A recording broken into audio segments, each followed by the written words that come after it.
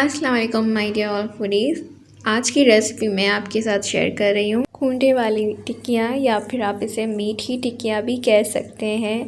और स्पेशली रजब के महीने में ये बहुत ज़्यादा बनती हैं। आप सबको भी बहुत मुबारक हो ये महीना। अल्लाह करे ये महीना हमारे लिए बहुत बाबरकत साबित हो।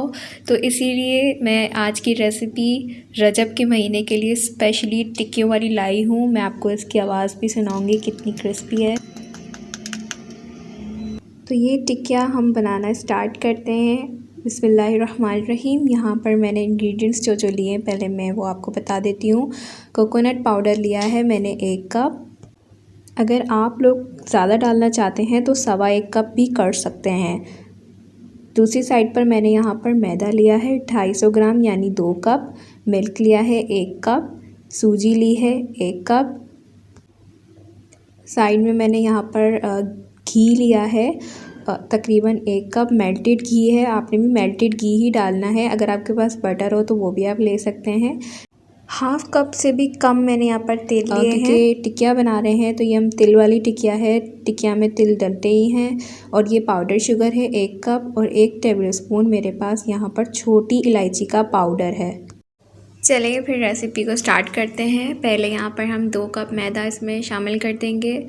सारे इंग्रेडिएंट्स हमने शामिल करने हैं। यहाँ पर मैंने पाउडर शुगर शामिल कर दी। फिर यहाँ पर मैंने 1 कप सूजी शामिल कर दी। फिर इसमें मैंने खोपरा शामिल कर दिया पिसा हुआ। फिर यहाँ पर मैंने 1/2 कप से भी कम तिल लिए थे वो शामिल कर दिया। छोटी इलायची का पाउडर शामिल किया और ये मेल्टेड घी। हालांकि मैंने इसे इतना मेल्ट किया था लेकिन सर्दी इतनी है कि ये फिर से जमना शुरू हो गया। तो आप भी मेल्टेड घी या बटर लीजिएगा।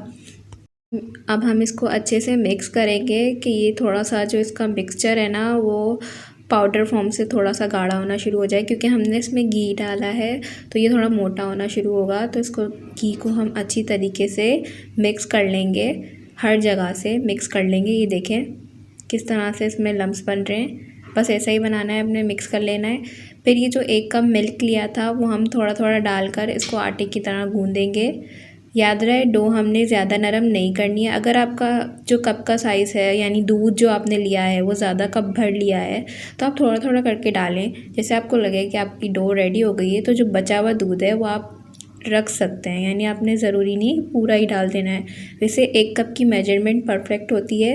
1 कप आपको चाहिए ही चाहिए होगा, लेकिन मोस्टली कप के साइज़ ऊपर नीचे होते ही हैं तो आप स्लोली डालकर इस डो को रेडी कर लीजिएगा। यहाँ पर मुझे अपनी डो परफेक्ट लगी और मेरी जो मेजरमेंट थी 1 कप की वो भी पूरी हो गई।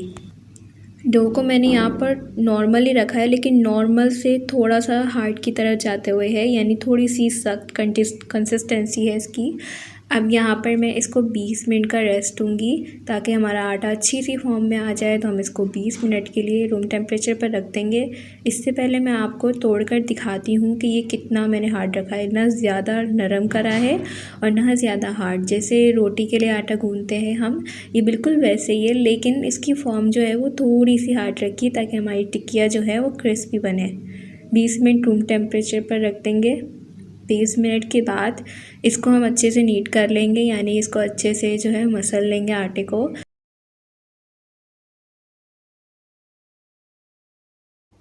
पहले मैं आपको आटे को करीब से दिखा देती हूँ कि ये तिल वाली जो हमने आटे की डो रेडी की है वो कितनी अच्छे से हो गई है। अब मैं इसको नीट करूँगी।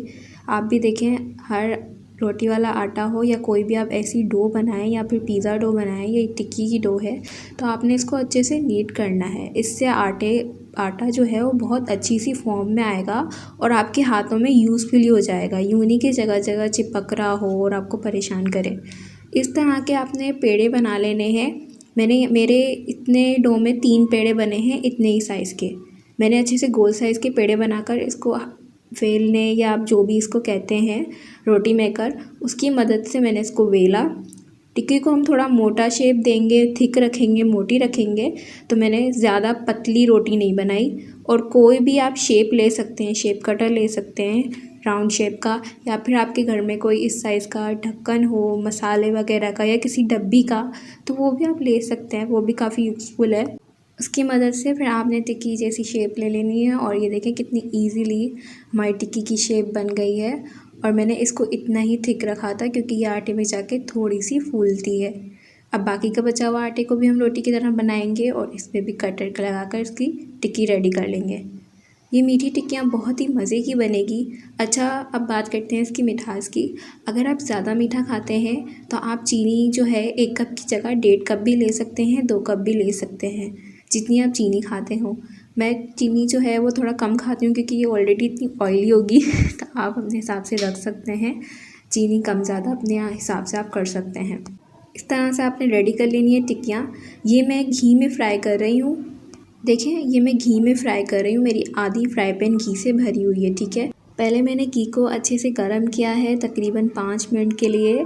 घी में जब इस तरह से बॉल्स यानी बबल्स बनने लग गए तब मैंने इसमें टिक्की डाल दी है। पहले आप चाहें तो एक टिक्की फ्राई करके देख लें क्या कि टिक्की कैसी बन रही है, कोई चीनी या कुछ ऐसा कुछ कम तो नहीं है या आटे में कुछ कमी तो नहीं है। मैंने एक फ्राई करके देखी थी, इसलिए इसमें तिल वगैरह आ गए थे तेल में।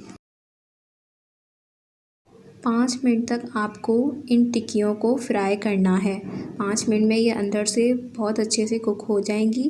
फ्लेम आपने दम वाली फ्लेम रखनी है, बहुत ज़्यादा लो रखनी है क्योंकि हम इसे लो फ्लेम पर फ्राई करेंगे तो ये इतनी ही कड़क क्रिस्पी क्रंची बनेगी और अंदर से अच्छी तरीके से कुक हो जाएगी। जो इसका आटा है वो कच्चा नहीं रहेगा।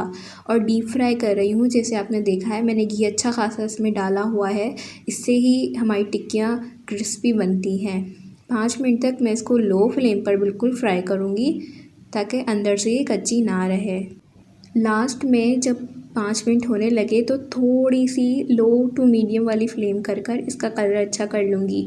बेसिकली लो फ्लेम पर ही इसका काफ़ी अच्छा कलर आ जाता है क्योंकि हमने ठंडे घी में इसको फ्राई नहीं किया, घी को पहले थोड़ा सा गर्म कर लिया था। इसी तरह से मैं सारी टिक्कियाँ फ्राई कर लूँगी। एक गोल्डन सुनहरा कलर आने तक मैंने इसको फ्राई किया और माशाल्लाह से 5 मिनट में ही इसका कलर भी परफेक्टली आ गया और ये अंदर से भी कुक हो चुकी थी और बाहर से काफ़ी क्रिस्पी थी। मज़े की टिक्कियाँ बनी थी, घर में बहुत सारी बन गई थी और बहुत ही अच्छी और बहुत ही साफ़ सुथरे तरीके से हमने इसे रेडी किया। इसका कलर बिल्कुल परफेक्ट है और आप देख सकते हैं कितनी क्रिस्पी बनी है, अंदर से बिल्कुल कच्ची नहीं है, बाहर से कितनी क्रिस्पी है। अगर आपको मेरी वीडियो में कुछ भी पसंद आया हो या मेरी रेसिपी ज़रा सी भी अच्छी लगी हो तो प्लीज़ चैनल को सब्सक्राइब कीजिएगा, लाइक करना मत भूलिएगा और शेयर कर दीजिएगा। बेल आइकन को प्रेस करने से आपको मेरी हर वीडियो की नोटिफिकेशन मिलेगी। मिलते हैं नेक्स्ट वीडियो में। अल्लाह हाफ़िज़।